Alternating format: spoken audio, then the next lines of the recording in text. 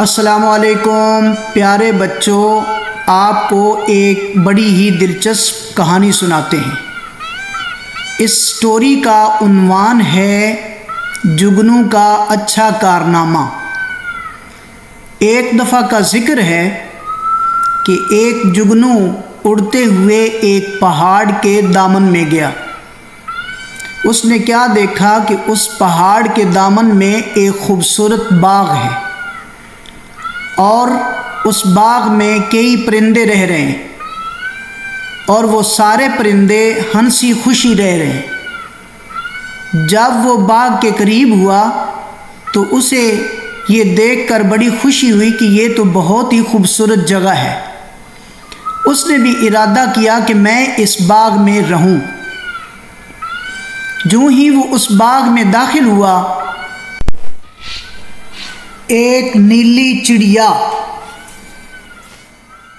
اور اس کا راستہ روکنے لگی اور کہنے لگی کہ دیکھو اے کیڑے، تمہیں اس باغ کے اندر آنے کی اجازت نہیں ہے۔ یہ نیلی چڑیا نے اسے بڑے غصے اور حقارت سے کہا۔ دور ہی درخت پر بیٹھے ہوئے ایک بلبل نے یہ منظر دیکھا اور اس کو بڑا ہی یہ عجیب لگا، اور اس باغ کے اندر رہنے والے تمام پرندے اس بلبل کی بڑی ہی عزت کیا کرتے تھے۔ تو وہ بلبل قریب آیا اور اس نیلی چڑیا کو سمجھانے لگا اور کہنے لگا کہ ارے چڑیا، یہاں پر تو رہنے کا سب کو حق حاصل ہے، جیسے ہم رہ رہے ہیں تو جگنو میاں کو بھی یہاں رہنے دو۔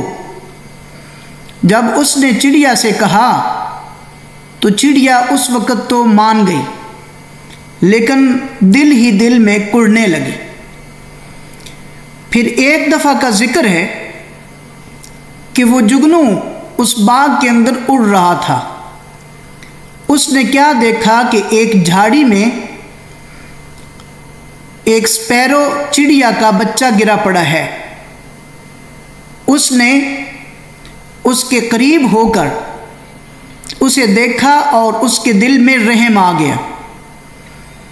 اس نے اس بچے کی رہنمائی کی اور اسے لے کر نیلی چڑیا کے گھونسلے کے قریب آ گیا۔ ادھر نیلی چڑیا بہت پریشان تھی اور اپنے بچے کو ڈھونڈ رہی تھی۔ جو ہی اس نے اپنے بچے کو دیکھا تو وہ بہت خوش ہو گئی، لیکن ساتھ ہی جگنو کو دیکھ کر بہت ہی غصے میں آ گئی۔ لیکن اس کے بچے نے اسے بتایا کہ ماما، میں راستہ بھٹک گیا تھا اور اس جگنو نے مجھے راستہ دکھایا اور مجھے واپس اپنے گھر پہنچایا۔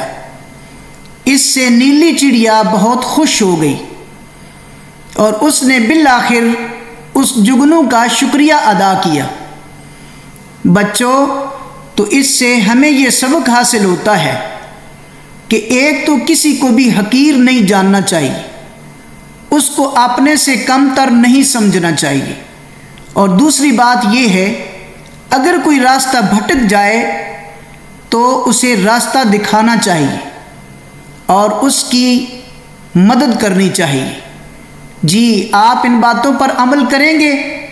جی، ہم بہت عمل کریں گے۔ یہ تو بہت ہی اچھا لیسن ہے، ہمیں یہ سٹوری بہت پسند آئی۔